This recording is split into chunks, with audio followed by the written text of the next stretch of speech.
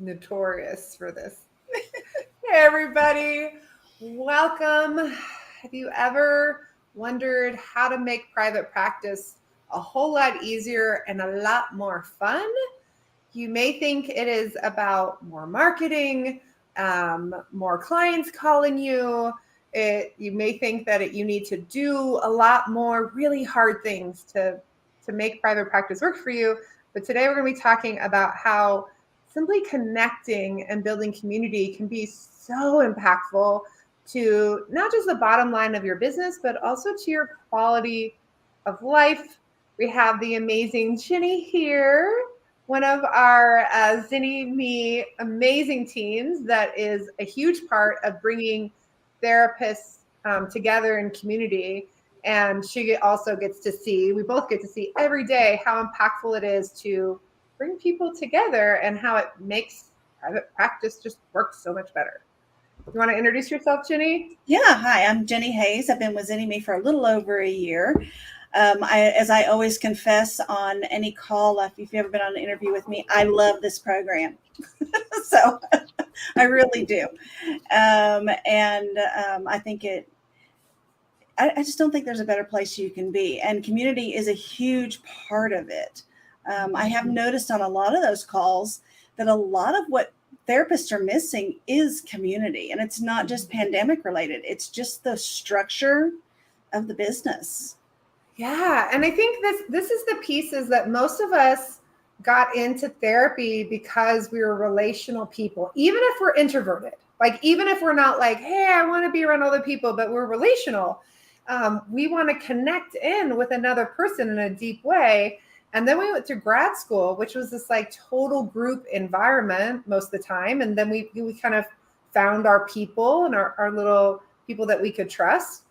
And then even as we're going through our agency work or gathering our hours, it's not always super great, but, we have consultants and supervisors and group supervision. It's all in community. And then suddenly you've made it, you're licensed. Now you get to have your own business. And then you're like sitting alone in a room going, what do I do next? And then I think people often like get into this place of feeling like who can I really trust to be real with, And so then even when they are in some kind of group environment, then suddenly, they're not being authentic and vulnerable. And so then it just feels so false because we don't do like surface relationships, right?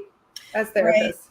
Right. And I noticed that another big complaint is that there's so much competition between therapists that they don't feel like, even those that are going open-hearted and saying, hey, I just want to be in community. I want to be a consult partner. Let's work together.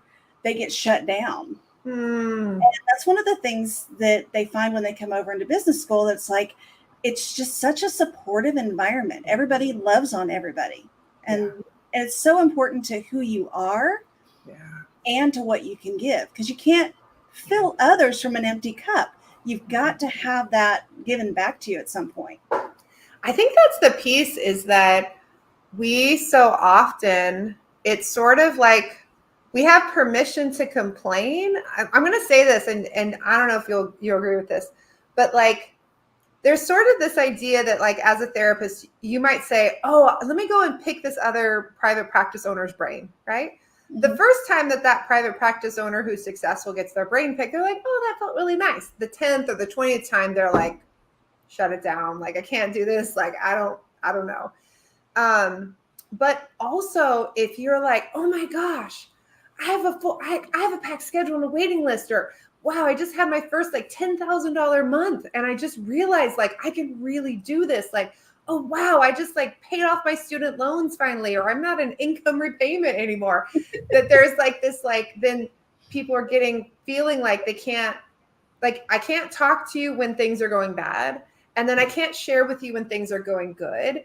And so I just feel like I'm constantly feeling like I'm not good enough to be seen.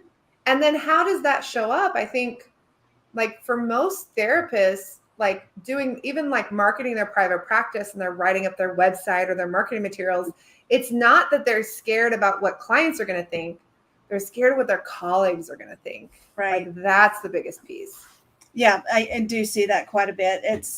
And it's a pressure we put on ourselves. I mean, I'm not a therapist, so I'm not speaking as a therapist putting on ourselves, but as a business owner, I have a small business on the side.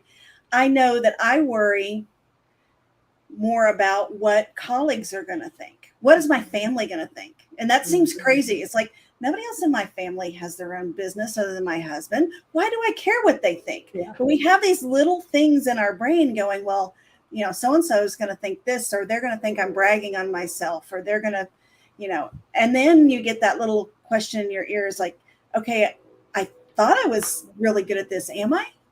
Yeah. And then that ourselves. And then how do you like, then we go, oh, I'll just wait another week to post that page on my website, or let me just have 10 more people look over it.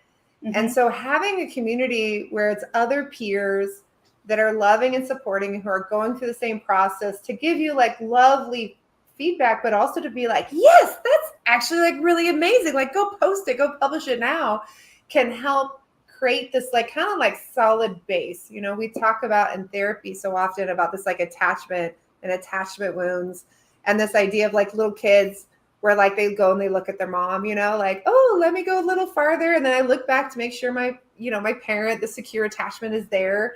That this like having this community where you can, and it doesn't have to, let me be clear, it doesn't have to be business school as your community, but like you need to have a community, like a really safe community where you can like step out of your comfort zone and look back and they're like, yeah, do it. You're doing great. You know, or like, hey, let me hold your hand.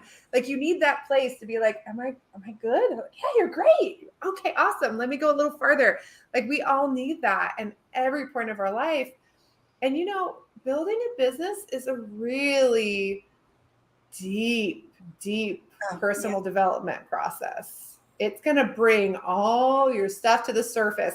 Can I get like in the comments, y'all, that pops up for me, like if you have questions about this or comments, or were you surprised by how much this pulled up your stuff? Are you seeing some patterns emerging that like what you're doing in your personal therapy is showing up in your business? I just did a business coaching session with someone a couple of hours ago. And as I'm giving them feedback, they're going, this is exactly what we've been talking about in my personal therapy. Like, here's how it's showing up in my work. Like, oh my goodness. Like, have you been noticing these pieces? And if you're not noticing it yet, maybe take a moment to look at, oh, how is my insecurity? How is my lack of boundaries? How is this place of never feeling good about, how is it showing up in my work? And I bet you're going to find it's showing up a lot. And I always tell friends and have their own businesses that don't worry, whatever demons that you rid yourself of, there's more. You're not ever going to be done. So just keep working on it. It's just a continual process, but it's so much easier when you have that community to just say, you know what? Yep. This is a step. I went through it too. Or, oh, crud. Is that next? You know? Yeah. It's just this, like, it's this refining process, right? Like they joke about this, or not joke about it, but they talk about this in different places, of this idea of like, you know, you burn the metals and then the impurities come up and you scoop them out, and then you burn it and you scoop and you burn and you scoop. That this is the pressure cooker of entrepreneurship. But if you're scooping it out, right, it's getting clearer. You're starting to feel more ease. It's feeling better. If all this stuff is just coming to the surface and you're not working on it, you're just going to look at your business and go, this is dirty. This is icky. This does not look good at all. You can't even see all the gold that's beneath it. Yeah. And I think young entrepreneurs, you know, young business owners, a lot of them don't have that community because they haven't developed it yet. And so they are doing that. And I think that's probably one of the biggest reasons that most people who open their own business don't last. It's not because they can't do it. It's not because they're not able to do everything that needs to get done. It's that they think they aren't. And by having community, you have that person that's already passed that first stage where they wiped off that slag and said, you know, you can do this, and I can see past that. Yeah.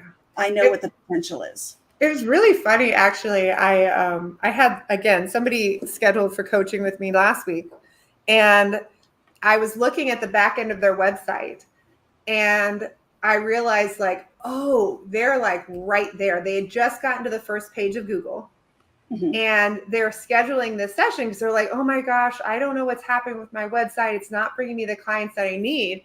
So I look at their stats, and they had scheduled the session, you know, it was like 3 weeks ago or something like that. And I was like, oh, this person's about to blow up.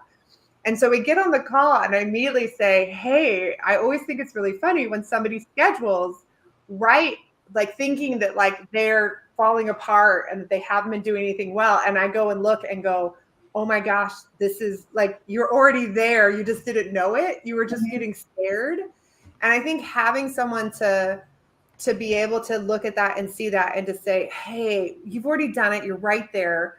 Like, you got this. Or like, oh, no, there is some more work to do. But again, in this case, it was like, no, I was like, you just got to the first page of Google. You're probably going to notice that your phone calls are growing. She goes, actually, I have. I've got like 3 phone calls in the last 24 hours. And I was like, yeah, so you're going to leave this coaching session to be like, I did a coaching session with Miranda and it was magic. But really, it was that you'd already done all of this work, and I just get to be the person to reflect it back.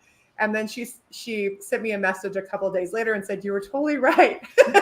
It was the magic of Miranda. I've been having all these people scheduling consultations. Like, oh my goodness, like I totally see what you're saying. So it's just such a funny thing. But I think, again, that community place of somebody to give you a little push of like, have you actually been marketing? Like, does anyone know about you? Oh no, I haven't been doing that part. Or, hey, you know what? I just Googled you. Like, you're on the first page of Google and there's several hundred searches. Like, you're right there, you know, whatever that is. I think it's beautiful. Well, and there's something magic about, you know, you talked about this therapist that was on that precipice. It's just like, they're just ready just to take off. But there's such a scared feeling when you're at that spot, and to have community of some sort, to be able to reach out to someone and say, I'm terrified. Yeah. Because not only are we terrified of failure, but we're also terrified of success. Yes. Because life changes, and people don't like change. As much as we want change, we like things to stay the same. And when you have somebody who's made that leap, you can, like you said, hold their hand while you're walking out into the street. You find out it's perfectly safe. And not only that, on the other side of that street is that fair that you wanted to go to. Right. And I think I've been seeing that a lot, you know, people talking about, oh, my fee is raising, or I'm dropping off insurance panels, or wow, I'm going to set a limit with my group practice employees, whatever the dynamic is. And they're reaching out and saying, hey, you know, like, is it just me? Is this going to be okay? And then to see them hear from so many people, it's going to be okay. You got this. And then to see other people go, oh my gosh, this makes me feel so much better because I was scared too. I think that's the other thing that happens in like really safe, secure communities. Now, let me be clear. Not all community is equal. And I'll even say this as someone who we run the business school community, right? And then we also have this free online study group for therapists for pre-licensed therapists primarily, that's been on Facebook. And I've been doing that since 2005, before Zenny was even a thing, right? Which, like, 17 years, like, is that, I can't even do the math on it. 17. Like, that's just, like, that's crazy to me. Like, it's this thing that I created is almost an adult. Like, it's almost 18. And I can tell you that there are things about that community that are kind of like funky. Like, it's not my favorite place to be. There's a lot of beautiful things that happen there that we do our best. But when you put 15,000 people in a community on Facebook, there's going to be some funkiness. There's going to be some drama, which is different from our business school where everyone's paid to be there. Everybody is aligned in values. Everybody is really like on the same page. Like, that's just a whole different experience than 15,000 random people that you got to kind of like navigate through. So I think that's the other part too, is that if you've had like injuries in communities, if you had places where you're like, God, this is really exhausting, like this feels gross, you need to figure out where you need to be. You need to find the people, whether that's, again, group supervision, whether that's a mastermind, whether that's in our business school community, it's someplace. You need to find the places where you're like, this, when I go into this community, when I leave, I feel lighter, I feel better. Right. Yeah. Like we said earlier, you can't fill others from an empty cup, and that's what we're doing all the time. And when you go into those communities that are a little, you don't feel authentic, you don't feel safe to share. You can't put those things out on the table, and you lose out because you're not able to share. And the person that is on the other side of that screen that's going through the same thing you are is losing out because you weren't able to share. And so they think they're alone. Yeah. And it really does foster that feeling of I'm the only one going through this. Mm-hmm. And so finding that safe space is super important. It's so imperative to being a business owner. Like, I've had a lot of people over the years, especially in like interviews for business school, people have asked me, what is the difference, right? Not just in terms of like somebody who's successful in business school, but like how many people, like what's the difference between somebody who is successful in private practice versus someone that's not? Like, what is the difference? And I've talked about kind of this idea of managing like the emotional regulation of being a business owner, like how you work through the stuff that comes up. Do you reach out, or do you shut down? Do you shut down for a little while, or do you shut down for months or years? Like, what does that all look like? Because it's going to be hard. There's going to be hard moments. That is a natural part of development. It is absolutely, like, there's no way to do it where there's not going to be hard moments, but it is about how you can flow through those hard moments, how you connect in with that, how you respond. That's so incredibly impactful.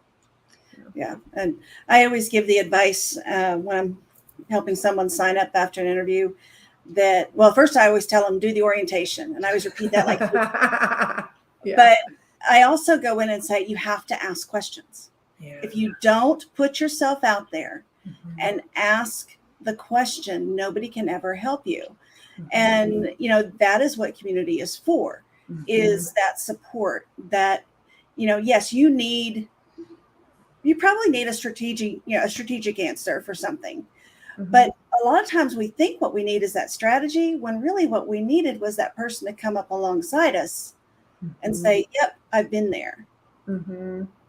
It's going to be okay. I think the other part too is, people a lot of times they've looked at community, the fact that we do have this community, that we do group business coaching as this way of like, oh, that's because group business coaching is, one to many. You can serve more people in group than you can serve one-to-one. And it's actually not the primary reason. If we could serve people better in one-to-one than in group, we would just do one-to-one, period, end of story. We do this because we really know and we see consistently that people make change in group and community. It is an imperative part. So even when we're working with someone and doing one-on-one coaching, we always have a group environment and we always have a group component. And the people who self-select out of that, meaning that they just decide like, I'm just not going to do the group part, we find consistently they do not make the same progress. And then when they engage, like, for example, I had these two individual coaching clients for a couple of years that didn't do anything with the group. And I said, hey, I'm going to have you guys I'm going to do like these one-on-one, like all day intensives with you. I was like, but I'm going to have you guys, I'm just going to do them back to back. And I'm going to have you share a house together so I can kind of do this in this way. And the connection that they made with one another and how that blew open them as business owners, just being in a house together for 2 days, they are now like amazing friends and colleagues that live across the country from each other. They now schedule, do vacations together, all these things. But I've seen this over and over again. We bring these therapists together from, all over the country and out of the country. And to see like, oh, just like having someone to like give me a hug, you know, having someone to like have a laugh, to go for a walk on the beach or to go paddle boarding, and just to create this like balanced life. Like, Yeah. it's just so magic. It's so magic. So if you're feeling like, you know, why am I not doing this? Like, what's stuck? Like, I've got all these to-do lists and I can't seem to get out of my own way. And if you don't have a solid connected community, that may be the first place to start, right? Whether that's a community with us or someplace else, but you need to find a safe, like connected, trustworthy community to kind of dig in and see if that doesn't open up your motivation, your energy to actually start knocking some things off your to-do list, or maybe even taking some things off your to-do list, being like, oh, I don't even need to do that. Like, I realized I heard that on a podcast, and then like all of my colleagues now are like, no, I didn't. I heard that too. I tried that. It didn't work. Like, you don't have to do that. Don't do Yelp. Those people are super aggressive. Like, you don't need to pay those Yelp ad people. Just ignore them. Block their number. They're terrible, right? All of that. Like, oh, okay, cool. Fantastic. I don't have to waste an hour on the phone being hard sold by these gross Yelp people. No, you don't have to do that. Oh, fantastic. I thought I was doing something wrong. I thought I'd be missing out. Nope, you're good. So good. All right, Jennie, anything you want to leave with your words of wisdom before we wrap up today? Just remember that community only works if you are in it. You in particular are important. Introverted, extroverted, sometimes just showing up and leaving a gift. Sometimes just reading and holding space and sending that person emotional energy.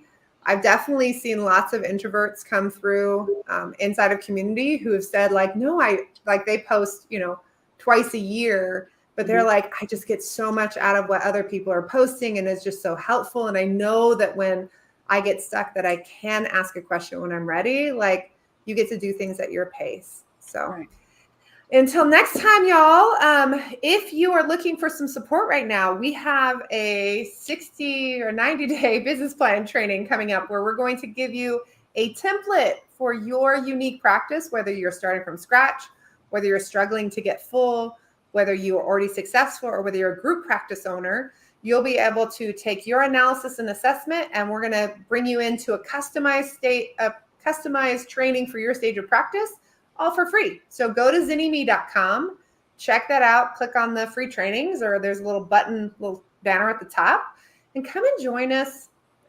It's going to be really rad. It's a brand new training. I'm super stoked on the analysis that you'll complete and what that's all going to look like. It's going to be really fun. So see y'all there.